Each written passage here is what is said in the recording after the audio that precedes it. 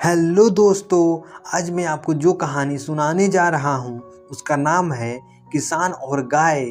एक समय की बात है जब एक छोटे से गांव में एक किसान रहता था जिसका नाम था धर्मपाल। धर्मपाल खेती बाड़ी करके खुद फसल उगाता था। उसके पास कुछ पशु भी थे, जैसे मुर्गी, सूअर, बकरा और एक बड़ी सी गाय जिसको वह बहुत ज़्यादा पसंद करता था। गाय से उसको काफ़ी प्यार था क्योंकि वह हर रोज़ बहुत सारा दूध देती थी। धर्मपाल की कमाई ज़्यादातर गाय की दूध से ही मिलती थी, इसलिए वो चाहता था कि उसकी गाय हमेशा स्वस्थ रहे। एक दिन जब धर्मपाल खेत में काम कर रहा था, उसका बेटा रोते हुए उसके पास आया। उसके बेटे ने उससे कहा कि उनकी गाय बहुत बीमार है, वह ज़मीन पर पड़ी है और दूध भी नहीं दे रही है। यह सुन किसान तुरंत घर की ओर गया और देखा कि उनकी गाय बहुत कमज़ोर हो गई है। जब उसने दूध निकालने की कोशिश की तो दूध भी नहीं निकला। किसान बहुत ही परेशान हो गया। किसान को लगा कि अब गाय ठीक नहीं हो पाएगी, तो उसने गाय को खड़ा करके वन की ओर चलाते गया। गाय ने बहुत दूध दिया, लेकिन अब वो किसान के लिए बेकार हो चुकी थी। जंगल के भीतर पहुंचने के बाद किसान ने गाय को खुला छोड़ दिया और वहां से चला गया। बेचारी गाय अकेली असहाय खड़ी रही।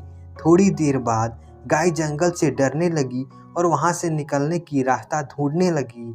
वह अपनी हिम्मत जुटाकर चलने लगी। बहुत देर बाद आखिर वह एक खुली जगह पर पहुंच ही गई, पर उसको पता ही नहीं कि वह कहाँ आ गई। अचानक से उसने एक छोटा सा घर देखा और जल्दी से उसकी ओर चलने लगी। घर पर पहुंचते ही वह थकावट के कारण दरवाजे के सामने बेहोश गिर पड़ी। यह एक गरीब आदमी माधव का घर था। सुबह सवेरे माधव घर आया तो उसने गाय को अपने दरवाजे पे देखा। गाय बहुत बीमार लग रही थी और माधव को उसकी यह हालत देखकर बहुत दुख हुआ। माधव ने उसकी ठीक तरह से देखभाल की और जल्द ही वह ठीक हो गई। गाय ने फिर से दूध देना शुरू कर दिया और माधव उस दूध को बेचकर ढेर सारा धन कमाने लगा। जल्द ही उस गाय की चर्चा हर जगह होने लगी। जब धर्मपाल ने यह सुना तो वह माधव के पास आया और उससे गाय वापस करने को कहा।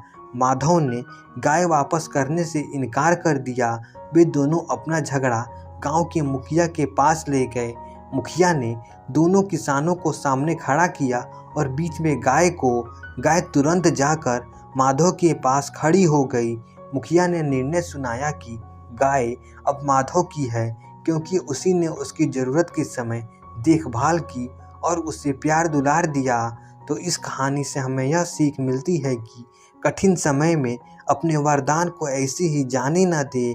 आपके पास जो है उसे हमेशा महत्व दे। तो दोस्तों, आशा करता हूँ यह कहानी आपको अच्छी लगी होगी।